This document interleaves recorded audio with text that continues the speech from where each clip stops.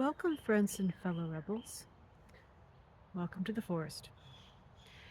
It was shared with me the other day that forest in the old folk tales, the medieval uh, stories that people would share with each other to teach morality or to give a caution or perhaps to impart information about how to deal with a particular situation, what we call fairy tales.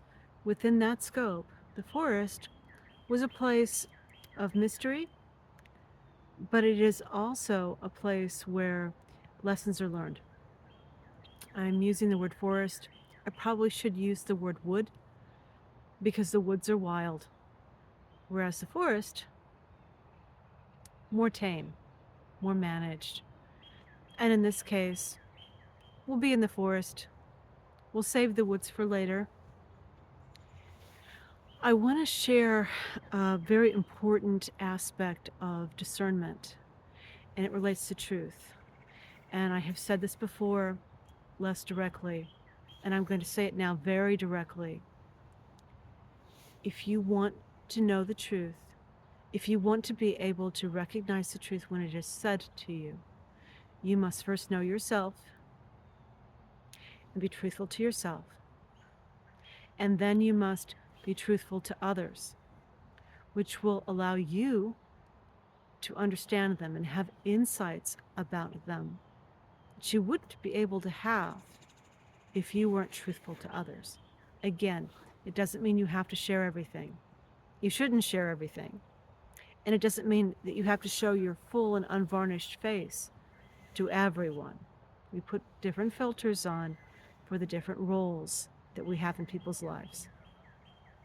But when you speak, truth, truth. Because when you speak a lie, you invest yourself in that.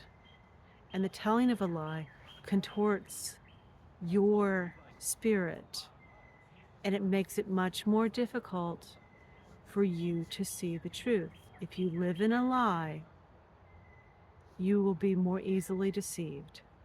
And whenever you lie, you're sending a part of yourself out, your energy, your vitality, your virtue, to prop that lie up, or it won't stand.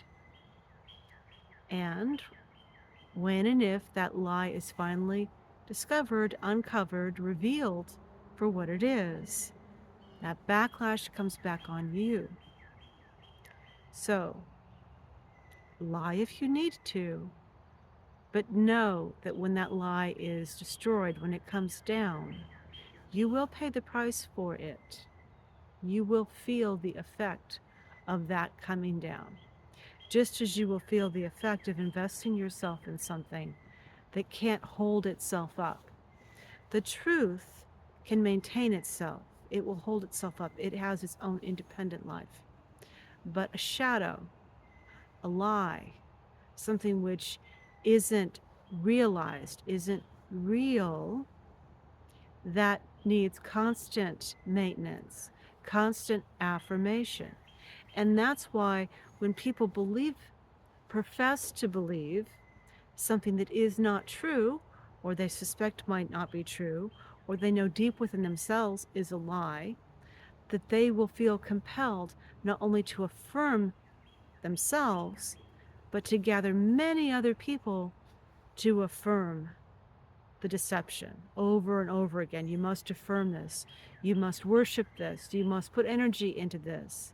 You must stand behind it. You must die for it. Because that vitality props up the lie, gives it some life, makes it real, but its lies are parasitic. You have to keep reaffirming, whereas the truth, the universal truth, can stand on its own. It has its own independent life. It doesn't require that we shelter it. It doesn't require that we worship it. It doesn't require that we feed it, that we constantly nurture it, that we constantly prop it back up when it falls down.